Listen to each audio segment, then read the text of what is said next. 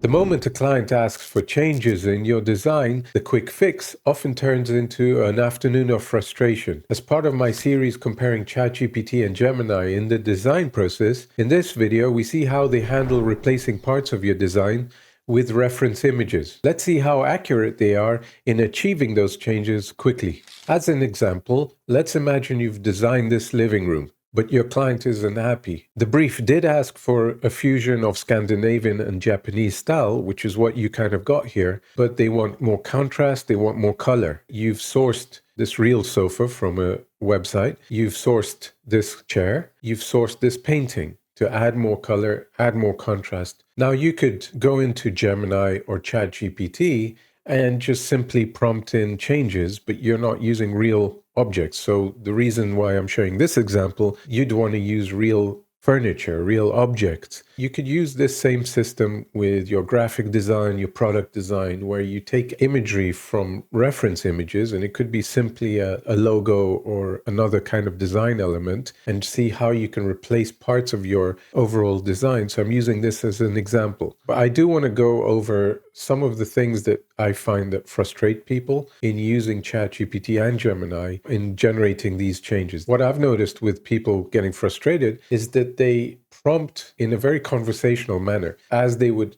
ask for from a human colleague. First thing I do is upload the image that I want to change and also the reference image. In Gemini, I select from tools, create image. And I just asked it, replace both sofas in the photo with two of this exact dark gray sofa in the reference image, place them in exactly the same place, leave everything else in the image the same.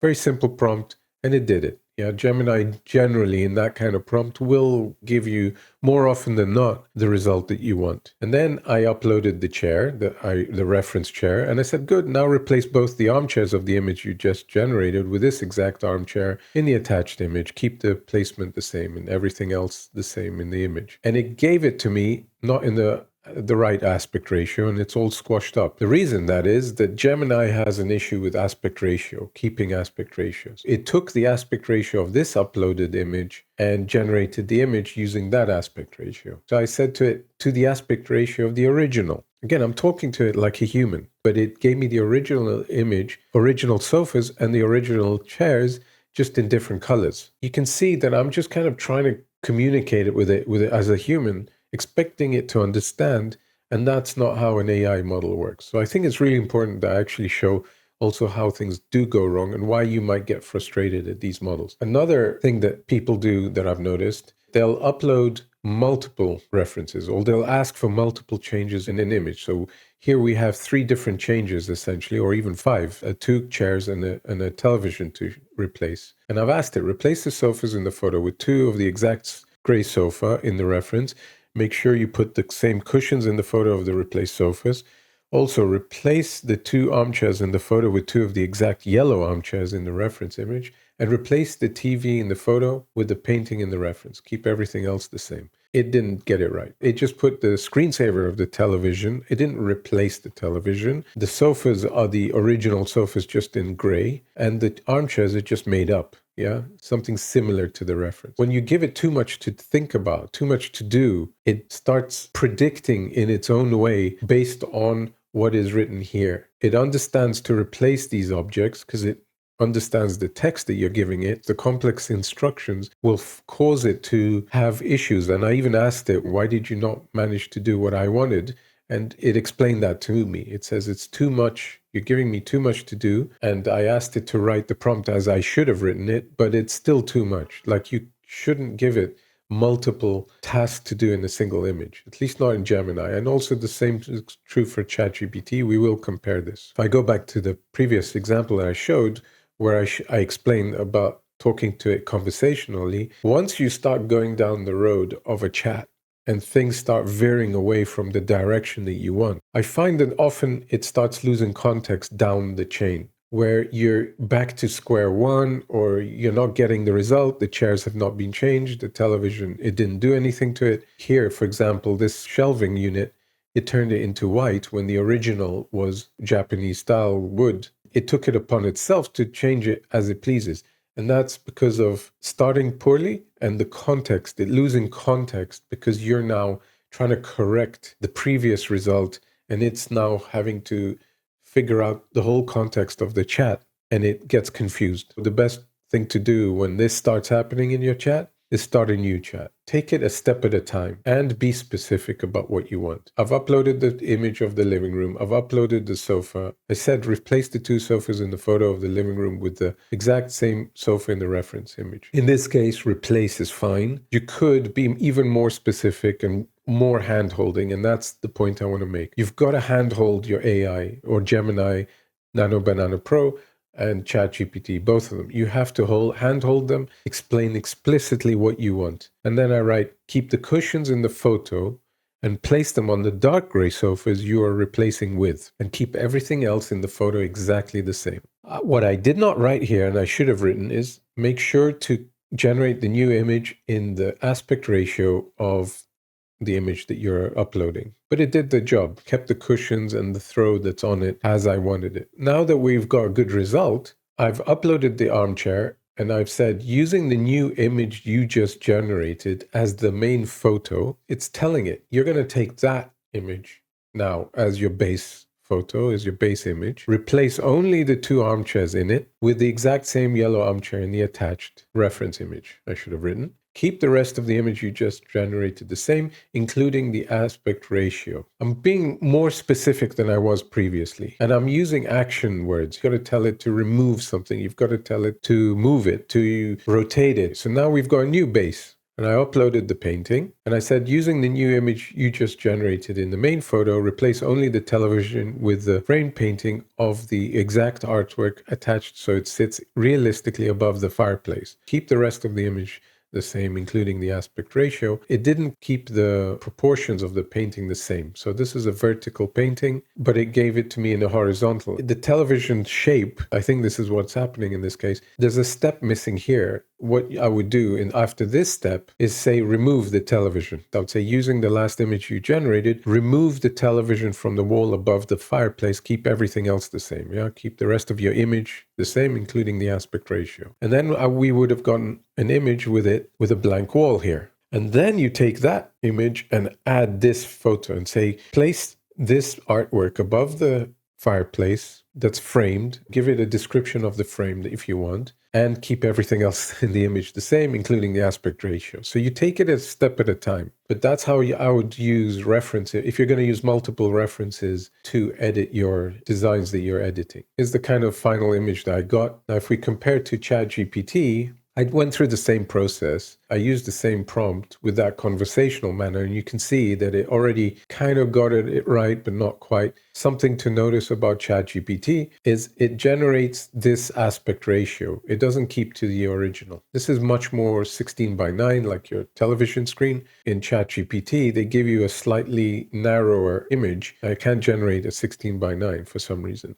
even when I asked it to. This is where ChatGPT is better than Gemini. It got it wrong, and I said, I wanted just the sofas replaced, not the armchairs. ChatGPT is a bit smarter than Gemini in understanding the context flow. So it understood that it needs to go back and redo it, and it did it, except that this sofa here is not sitting where the original was. You can see it's not parallel to the carpet. So it's placed in a bit of a funny way. And another thing to notice, but this is not always true, by the way, but it's the lighting's changed. In Gemini, it's more warmer. In this case, you can see there has that warmer feel to it. You compare it to the original, it's given it a slight warm yellowish or orange tint to it. ChatGPT is colder. Yeah, so this is the original. Gemini warms it up a bit. ChatGPT cools it down a bit. I find that it's actually not consistently like that. It's just something to be aware of, that if you need the image to be of a certain hue, then obviously take this over to Photoshop or any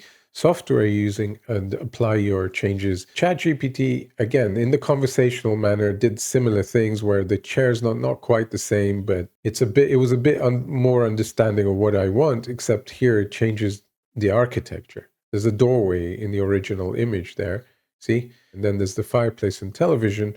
And then all of a sudden this doesn't make sense. There's something completely wrong there. So this ChatGPT has that problem in it. If you're going to do interiors or product design, and just be careful of complex scenes like this in making edits to them with ChatGPT. In replacing multiple objects, it has the same issue. It got the painting right this time, but the sofas are not quite and the chairs are made up. And this, a lot of it's to do with being precise, but also understanding what you shouldn't or can't do at this point in time with these AI models. My biggest advice is to be very, very specific about the changes you want in language and only take it a step at a time. Another piece of advice is let's stick with the interior design idea, but again, you could use this in different design workflows. You could be doing graphic design of different kinds and you want an element to come in, and you might want to use a busy reference image. So in this case, for example, you've got two chairs. Let's say the background's even busier than that, but you only want one chair in your design, to place one of these chairs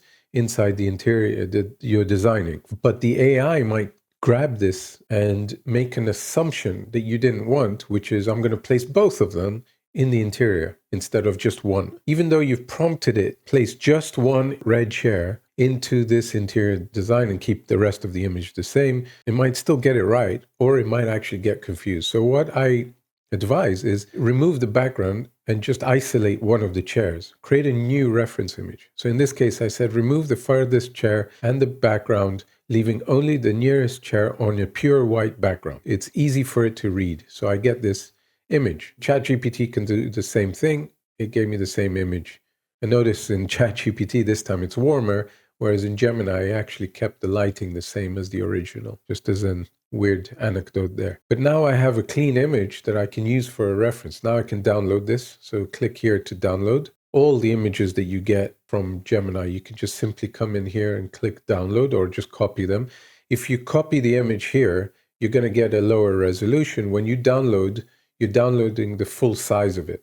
Yeah, so it's usually about a 2K image, I think. You're going to download the higher resolution. So use this. Don't click save image as or copy image. You're getting the low res version of it. Another quick example that I tested just to show different elements that you can use and different ways that you can think. If you're an exhibition designer, much like an interior designer, imagine I have a booth.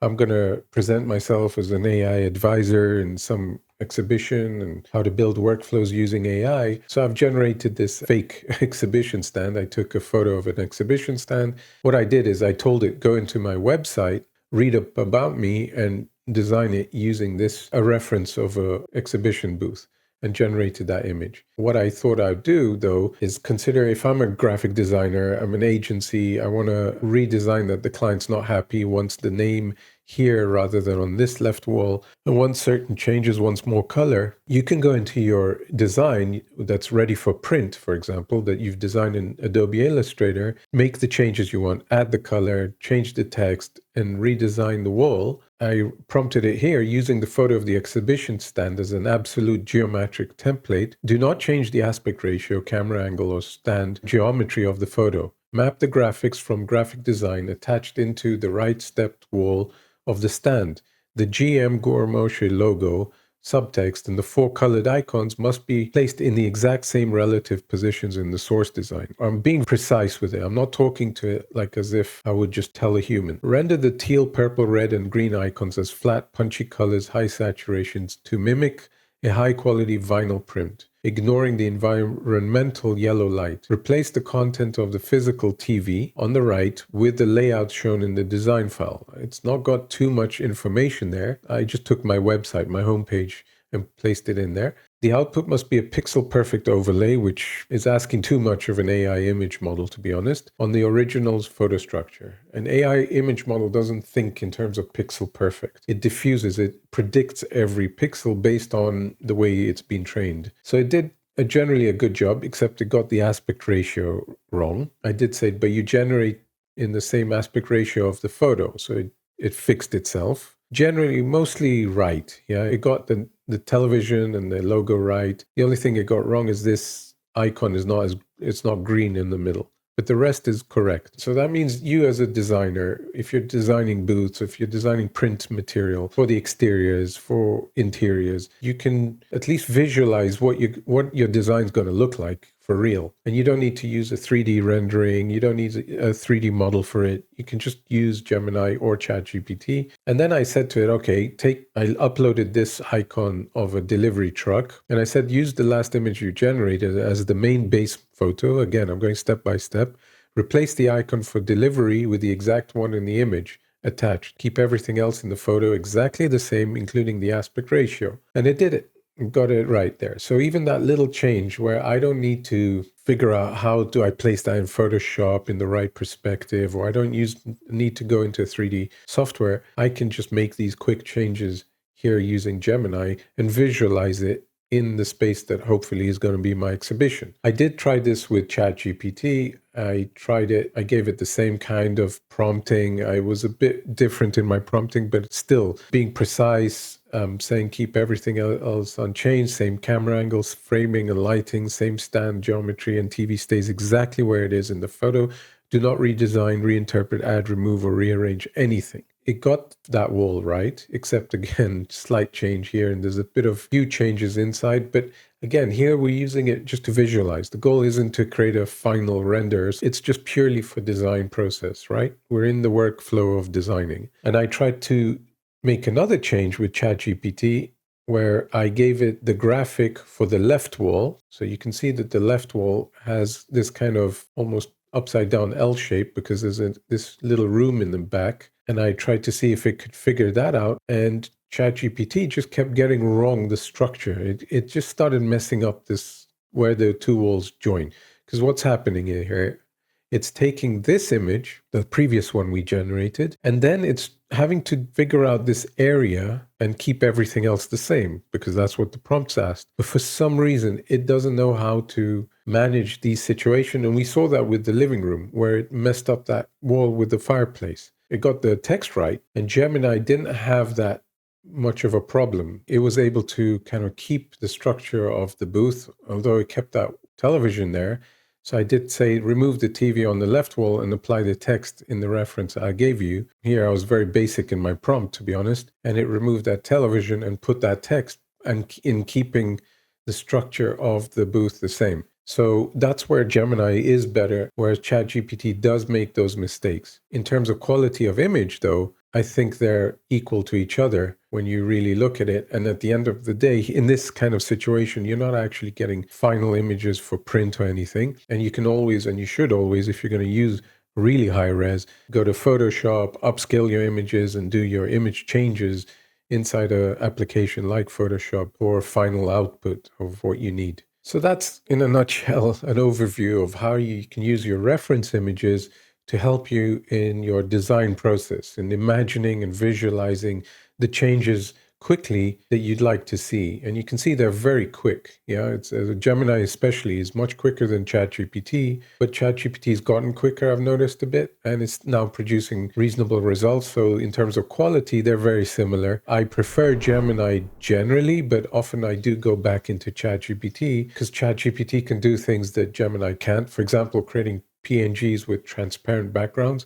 You can do that in ChatGPT. So if you want an icon designed for you on a transparent background, you can ask ChatGPT to do that for you. Gemini just has a problem with that for some reason. You can see that it's a question of iteration, experimentation, and taking things a step at a time. If you're going to make a change, make it only isolated on its own without interference from any other changes that you want to make to the design in your image. Refrain from using just conversational language. Be action oriented, so you're giving action statements, and don't assume the AI can interpret you like another human being does. I find a lot of people get frustrated because these two platforms are built mainly as language models, although they can also generate and help us in our design process.